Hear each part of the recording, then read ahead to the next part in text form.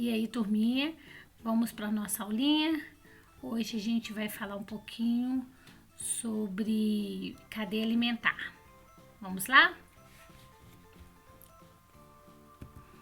E antes da gente iniciar a nossa aula, nós primeiro devemos saber o que é um ecossistema. O ecossistema é um conjunto de seres vivos e de seres não vivos.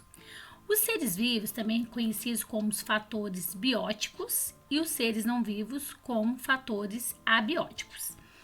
Os fatores abióticos, que são os seres não vivos, pode dar um exemplo de radiação, temperatura. E os fatores bióticos, que seriam os seres vivos, a gente pode classificar eles em autótrofos, que seriam os produtores, e heterótrofos, que seriam os consumidores e decompositores. Aqui nós temos uma cadeia alimentar. Elas são as relações de alimentação existentes entre os seres vivos de um ecossistema. Então a gente pode dizer que é um conjunto linear de nutrientes. No caso, nutrientes aqui é conhecido também como trófico, tá? É como se fosse formado por elos de uma corrente. No desenho acima, a gente lê da seguinte maneira. Onde a setinha está indicando, a gente vai ler. O milho serve de alimento para o rato, que serve de alimento para a cobra, que serve de alimento para a coruja. Então, aí apresentando aí um fluxo unidirecional.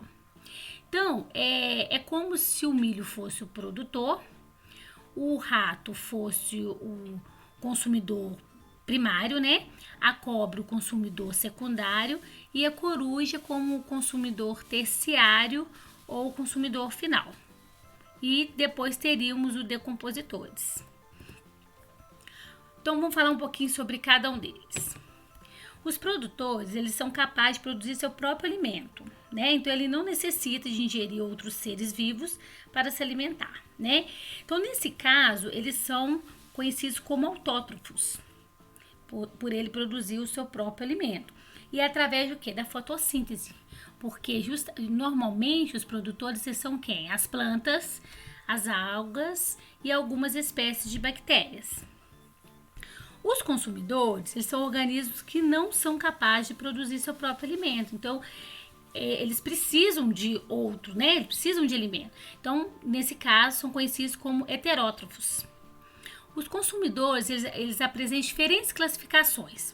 Tem aqueles que alimentam dos produtores, que no caso são os consumidores primários, que nesse exemplo aí, no caso, a planta, né, ela seria o produtor.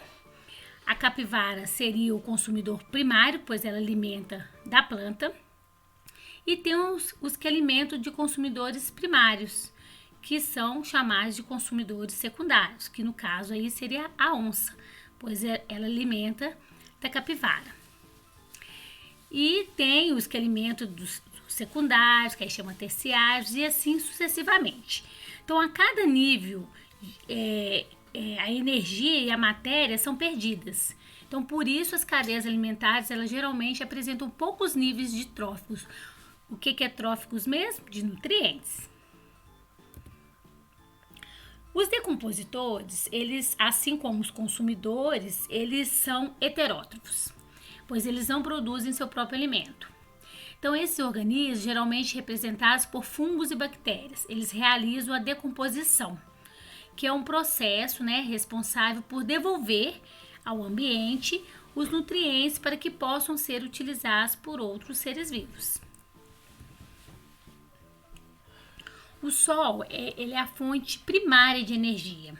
Então, as plantas, as algas e certas bactérias, elas captam, né, a energia solar e a utilizam para a produção de alimentos essenciais pelo processo chamado fotossíntese, né?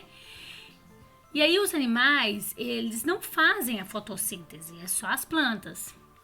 Mas eles obtêm energia se alimentando de organismos produtores ou de consumidores primários.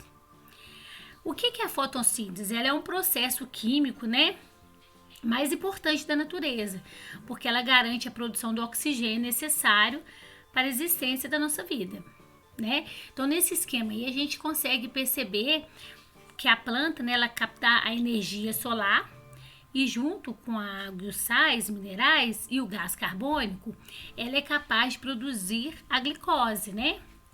Que na verdade ela é o alimento da planta, o seu próprio alimento, ela produz a glicose e ela libera com isso o oxigênio. Espero que vocês tenham gostado. Até a próxima aula. Beijocas da professora Andressa.